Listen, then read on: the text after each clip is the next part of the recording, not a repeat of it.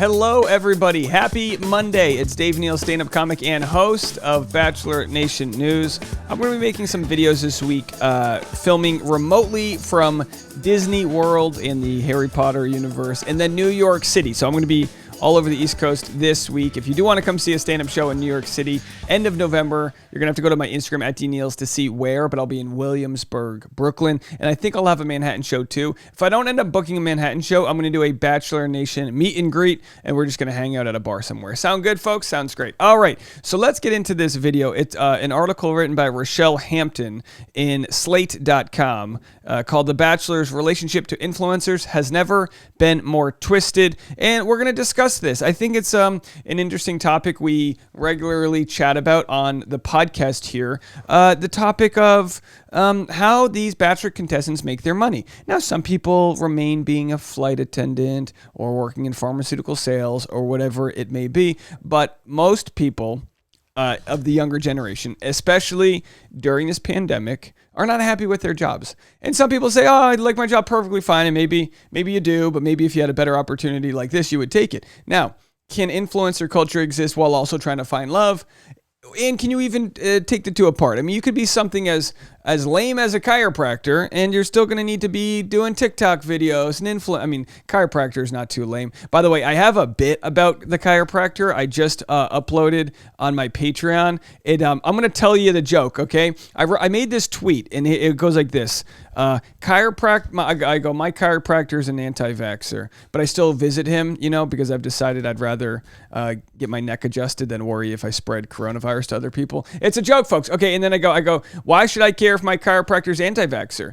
Chiropractors don't believe in medicine because medicine doesn't believe in chiropractors, and it's kind of like the plan because, Western medicine really doesn't believe in like chiropractors or acupuncture, this or that. I don't want to start a debate about it. Point is, you can go catch that full stand-up comedy set from the Hollywood Improv at my Patreon, which is patreon.com/Dave Neal. This week I will be traveling, so I will have a little bit less content than usual. So if you are wondering, where's all the extra content, you can go to patreon.com/Dave Neal. But anyway, we talk about influencer culture, and look, influencer culture is anybody who can influence someone else to probably buy something, really, or influence them by signing up for something, whatever. You're running a commercial, and it's because we sort of outgrew that world where like everybody watched the same Bud Light Lime commercial at the Super Bowl. Everyone watched the same pharmaceutical commercial between, people are fast forwarding through commercials, and commercials are less effective. While commercials are less effective at delivering a message,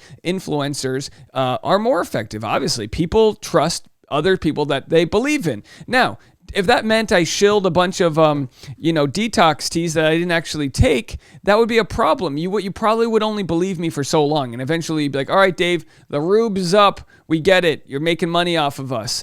But instead, for me personally, I don't get many opportunities to influence anyway, but I'd be considered a micro-influencer.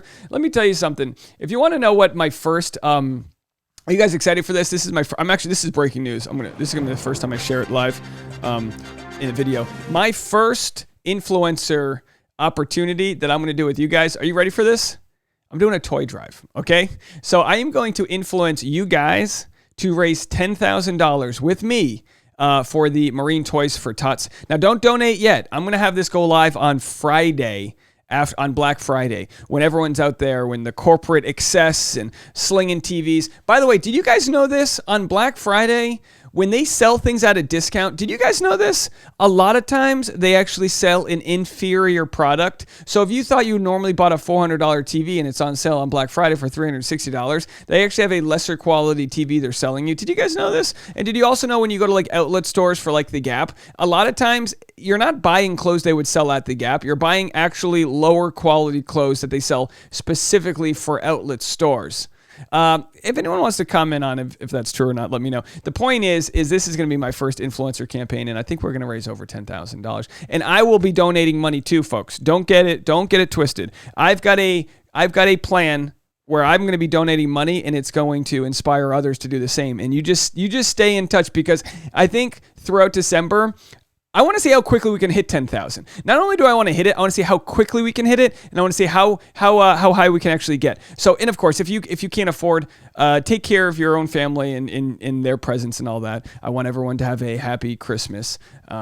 Growing up with a single mom, it's a very no-brainer toy drive for me to pick to do the Marines Toys for Tots, because you understand that it can be a very stressful time of year for people that need the money, and the Toys for Tots drive is going to go to underserved communities. So there's going to be communities across the country that can use this money, and it's Better Business Bureau. Look it up. It's got all the things that a good charity needs. 97.3% of the money that's donated goes directly to support, directly to the cause, and the 2.7% goes to overhead and fundraising and things like that. And that's not a bad deal. So anyway, that's going to be where you can directly donate, and we'll have more about that. So let's go to the actual video at hand. But I really am going to take a ton of pride in that toy drive and getting it going. So just you guys wait.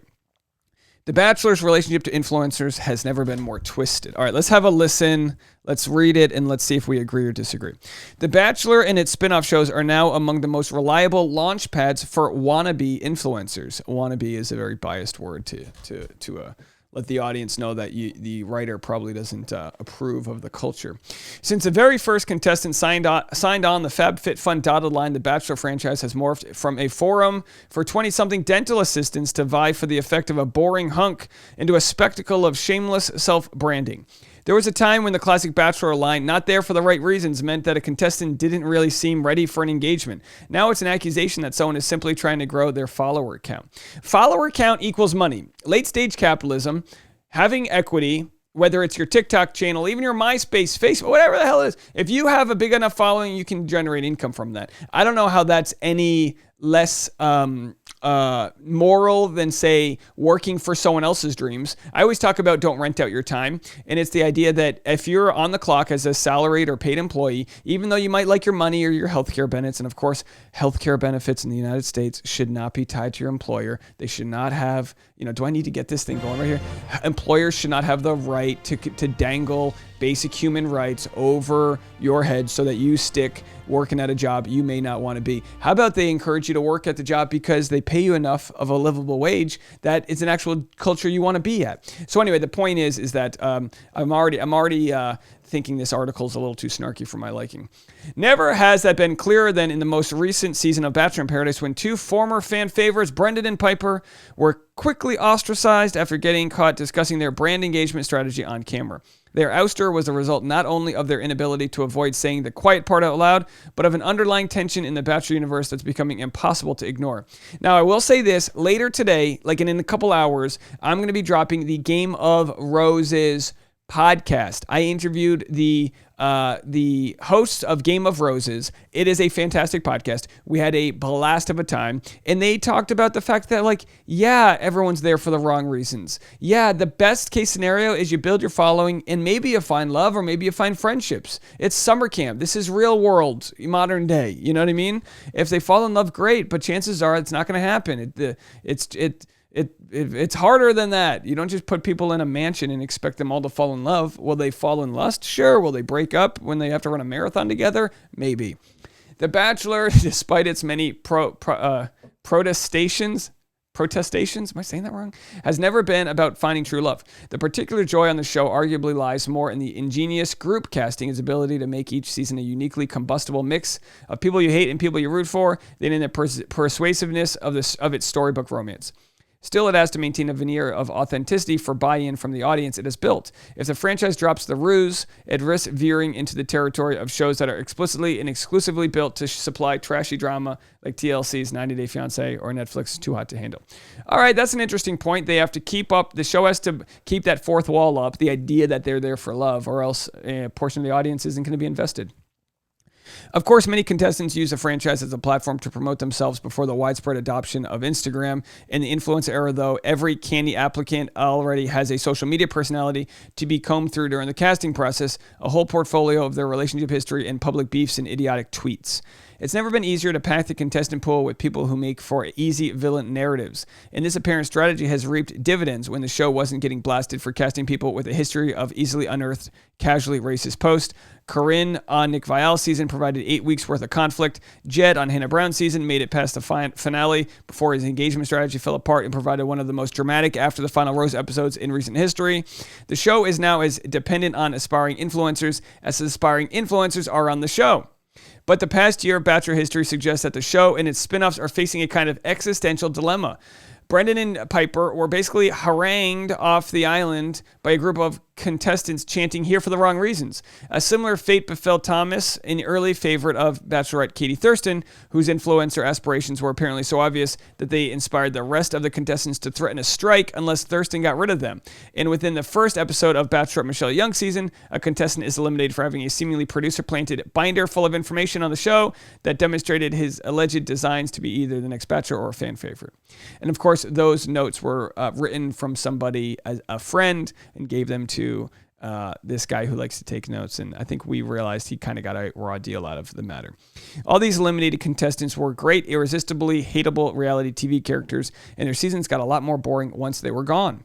It would make more sense for The Bachelor to commit to its role as a launchpad for Insta-fame rather than turning influencer ambitions into a sinister plot point. The franchise is now at a crossroads. It's so inextricably tied up with social media fame that it's safe to assume no one is there for the right reason. Pretending otherwise only traps the show in an authenticity farce where aspiring influencers eliminate other aspiring influencers who just happen to be worse at playing the game. Wow, that's actually a fantastic point. The show's really about assuming they're all there to be aspiring influencers, what difference is, someone like Aaron on Katie Thurston's season? He's on TikTok. He's doing his thing. He's building his following. He kind of led the union that got rid of Thomas, right? Now, Thomas just wasn't good at playing the game. He wasn't good at it. When he was kind of baited into saying like, "Oh, would you go on The Bachelor?" He was like, "Yeah, I mean, if it didn't work out with Katie," and whenever you say that, it's like, "Oh boy, he'd go on The Bachelor," and it's like it's almost like we've gotten worse at our ability to critically think, and when we watch the show, we think we can project who's the bad guy, and we're looking for the villain. It used to be you'd watch the show and someone would naturally become the villain, and of course, I say naturally, but the producers would edit it that way and pick scenes that would heighten the drama. But now it's like, oh, who's the villain? Now we're like, all right, that person's gone. Who's the next villain? We're almost looking for it. So we're almost throwing gasoline on a fire that probably doesn't need to exist. Although I will say, obviously, by saying villain, by saying someone there that's a cog in the machine, someone there that's causing trouble, it really does build the drama. We know with Michelle's season, they had a little bit of a villain in Jamie. They had the binder guy. But aside from that, kind of a dull season as far as villains go. Now, she's probably going to find love. I'm sure there's going to be a good ending there. That's good. But as far as keeping people wanting to tune in because they saw a promo that some wild stuff's going to happen, you can hate Victoria all you want from Queen Victoria, right, from Matt James' season. And, of course, she was brutal to some of the women. She was really tearing down other women. But, boy, did she create some drama that people wanted to talk about the next day. And then I guess the question will be for Bachelor producers. I always say this: how close to the sun will you fly before your wings may melt? Of course, Greek mythology here. But the truth is, stoking racism on Rachel Kirkconnell and Matt James' season. I say stoking because they might not have known what tweets and Facebook posts and likes were out there, but it's their due diligence to find out. Definitely on Rachel Lindsay's season with Lee. They had to have known that he had posted not ambiguously or subtly, like blatantly racist things he had posted on his Twitter before dating the first black lead on the show. And the show profited off of that. They made their money off of that. So if we're ever upset about the influencers that are on the show, don't forget to look at the producers that are on the show. They're the ones that are the true geniuses that get the most out of it because their personal life goes unscathed, because they are shielded behind these influencers and they can dispose of them at will. That's the true, people that you should blame whenever there's an issue on the show. It's like they edited it, they approved it. It's on network TV. You need a million different people checking things out to approve things before it gets aired, and they stoke all of it. So at what point will they be flying too close to the sun? And where's the impasse that they're going to find themselves at where they say, all right, let's just assume everyone's here for the wrong reasons. And also, they have the ability to just not make that a storyline. They could just not make that Thomas is there for Instagram fame a storyline. They chose to put it in the final product, so they chose to kind of rip down that fourth wall. We'll have to see how it all goes. Let me know what you guys think. Leave a comment. There'll be no live streams this week as I am traveling, but if you do want any of my extra content, you can go to patreon.com/Dave Neal. I appreciate all that support, and stay ready for the toy drive. It'll be dropping on Friday. You can go to my Instagram at DNeals, where I will be posting the links to all of it, and it's gonna be a good thing, folks. All that guilt we have from following this smut TV, let's buy a couple kids some gifts. Okay, I'll talk to y'all in a little bit. Bye, everybody.